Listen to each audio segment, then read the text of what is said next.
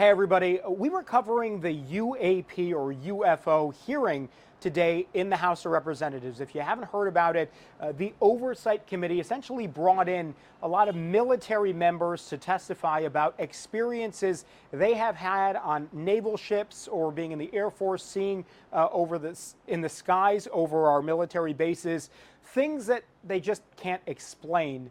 And so there was a hearing today on it. One piece of video that has never before been seen really got a lot of attention. It purportedly shows some kind of craft flying over Yemen that the Pentagon at this point hasn't identified.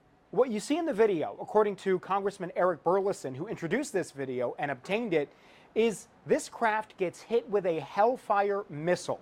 Now, when you would expect something to get hit with a missile like that, it would generally explode, or you would at least see it fall out of the sky. If you watch this radar image, that didn't really happen here. And this is one, he says, of many pieces of evidence about craft that are out there that, again, the Pentagon just does not have an explanation for. Again, this is something that got a lot of attention in this hearing, along with some of what the witnesses said, describing experiences in their own words. Someone would see a light. They would pay attention to the light. And then the object responds, it performs for you.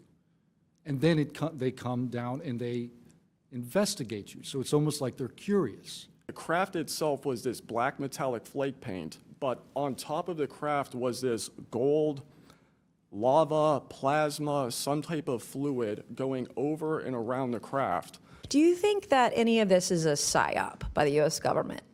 Our government and other governments have admitted that they've tried to use UFOs to cover secret projects. A lot of what we heard in there from witnesses were more direct pleas to lawmakers to pass legislation that protects whistleblowers. There was a stigma around this kind of UAP or UFO reporting. If you were in the military, it was frowned upon to talk to your supervisors, talk to your higher ups about what you saw. They want that culture to change, to make it more easy for people to report these kinds of things, because in their view, it's a national security issue. We don't know what these things are that are flying around in our airspace and in our waters near our military sites and our vehicles.